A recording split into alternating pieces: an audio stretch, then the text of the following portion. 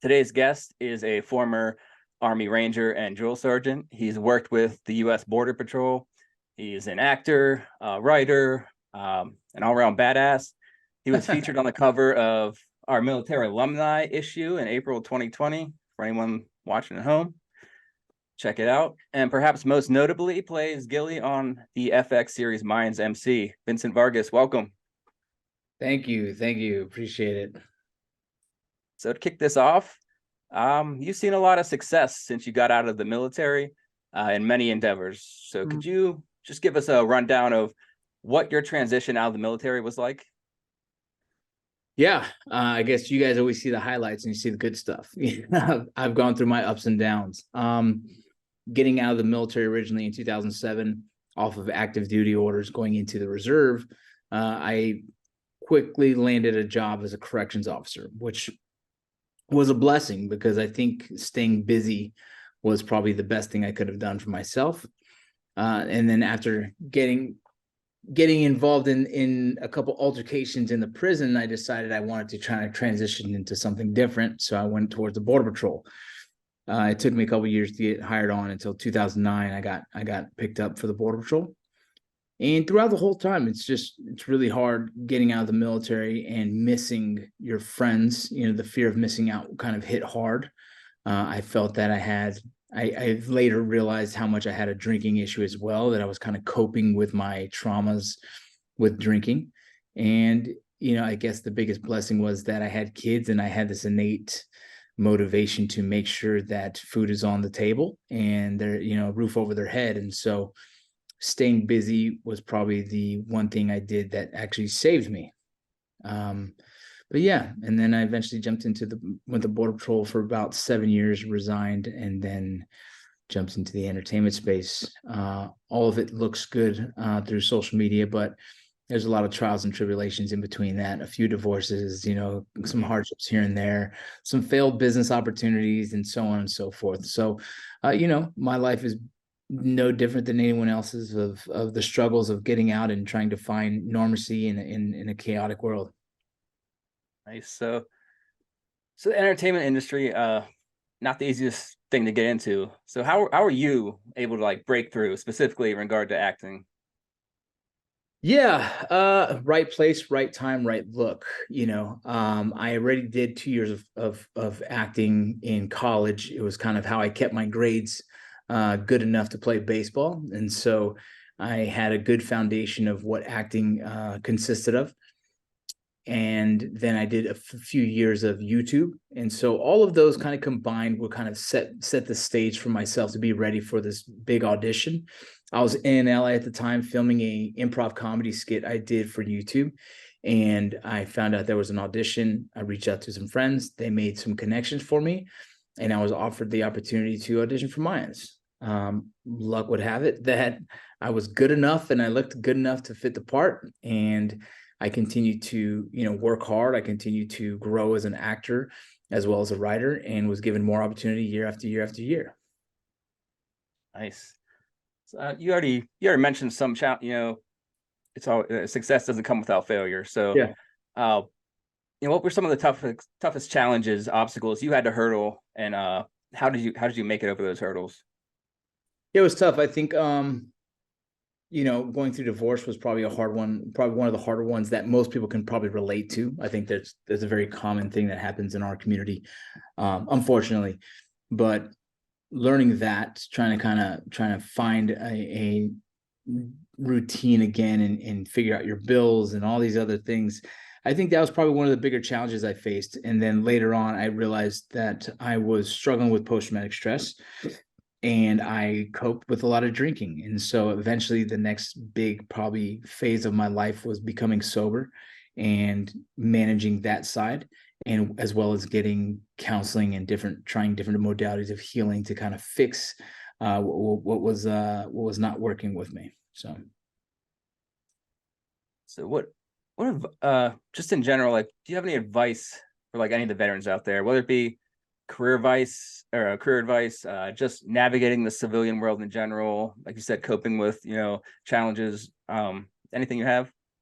Yeah, I mean, you're not alone, right? I think I Mm. think that a lot of us get out of the military and kind of feel alienated from the world, and alienated that no one understands how we feel. I would say that we all go through these phases of feeling alone, feeling that misunderstood. And I think what we can do as a community is be there for each other in those moments. There's a long list of things I would recommend, but it would start with, you know, it would start with taking accountability of what we need to do and how we can be successful. I think we've heard for so long that there's a possibility of us being a statistic, and that has kind of driven people in the negative side of getting out of the military, almost fear transitioning, getting out. And I would tell them, like, there's nothing to fear about transitioning other than learning something new, and it's actually exciting to see you put all the skills you learned in the military towards a new venture, right? A new mission. And how successful veterans actually are in the workplace once they've put their mind to a new mission, once they've put all the skill sets they learned in the military, all the all the things you told yourself you didn't want to ever do again. You're like, wait a minute, I'm actually good at this. These leadership skills, these the punctuality and neatness of dress and care of equipment, all these things you learn in the military, when you start to use those into your civilian life, you start to find yourself really excelling in any field you choose. It's same for me in acting. I knew that there was a chain of command in acting. I knew when I should speak and when I shouldn't. I knew that if I worked really hard, I can kind of climb the ladder, if you will. And I knew how to work in groups and be a likable person and not try and go against the grain. So I learned a lot of skills in the military that have actually made me successful today. And I would say that if you viewed it that way in your transition as exciting, that you have this tool bag of skill sets that most people don't get the opportunity to have, and you can use those in the civilian world to be successful, that's what I would tell you. It is true. You can find a lot of success in the civilian world if you use the same skill sets you learned in the military. And so probably the biggest one I would say is that. So when you got out, did you still keep in touch with any like your buddies in the military? Did they help with your transition at all? Did you seek any help with any organizations or any mentorship? Who was all involved in that process? Yeah, at first I think I was kind of heartbroken. I left the military, so I kind of disconnected from a lot of people, and that's part of the problem. I probably shouldn't have. Now, as I've gone through all these years of trying to figure this out, there's several organizations that I found very valuable. I felt like if you have combat experience, the organization that worked really well for me and I felt answered a lot of my issues was the Vet Center. Vet centers are across the nation. They're really good at what they do. And so that was really valuable. I can find counseling, I can get connected, I can get my disability ratings figured out. And so the Vet Center really helped me a ton. And then getting like help outside of that, I started reaching towards friends who tried different modalities of healing. American Yogi. I started doing some breathing techniques to help cope with stress. I did stem cell treatment to help some of the issues I have with my knees and lower back and neck. And that was at the time was another veteran organization that I believe doesn't exist anymore. But I've done a long list of things, and a lot of organizations helped with that. And as well as finding a community again, I think is valuable. Finding a brotherhood or a sisterhood that understands you is very valuable. My fear is that veterans too often alienate themselves from civilians and thinking that they can't coexist. And I find that false. I think I have really good relationships with a lot of civilians who've never experienced the military, but in the most like stripped down version of us being human, I think everyone has their version of trauma, and veterans don't own the monopoly on that. And so once we realize it's humanity and we're all going through life in this spinning rock trying to find answers of how to be happy, you start to kind of welcome new relationships that can be very valuable in your life. Sure. That's why I always tell people, veterans are people. They're just people too. They're like, they're not, they go off, you go off, you do your service, join the military, or whatever. You have experiences that, civilians don't typically have, but they're still just people like everyone else, start out the same way, but, and something I also want to ask was, we know mine's wrapped up fifth and final season this year. So looking forward. What projects are you currently focusing on? What's in the future? Let me see if I have it here. There it is. So I just finished this book. It is Borderline. It's about my experience as a Border Patrol agent, and it also breaks down some of the nuances of immigration and how it works, and really breaks down the career field and highlights the special operations of the Border Patrol.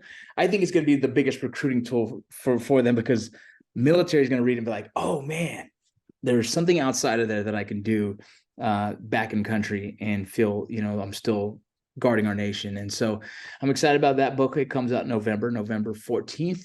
You can pre-order it now. I'm trying to convert this book into a TV series currently at the moment, so hopefully that does well. And as the writing strike and the acting strike are happening at the moment, I'm kind of taking a standstill. I finished up college just to get a degree. I use my benefits. I use my voc rehab to finish my degree, which I'm super proud of that.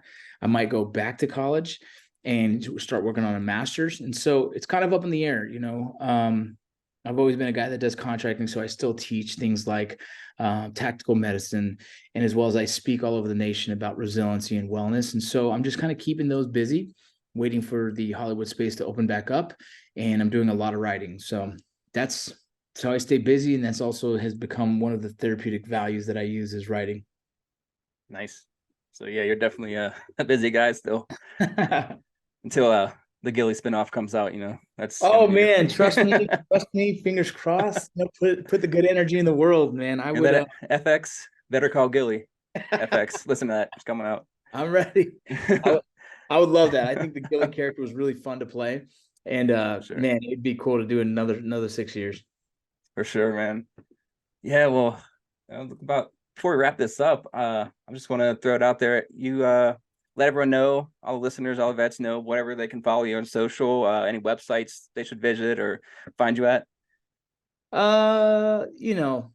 You can find me on social media, man. Just look up Vincent Vargas. You'll find me wherever. And if you need to contact me, you're more than welcome to. I answer every email, I answer every message.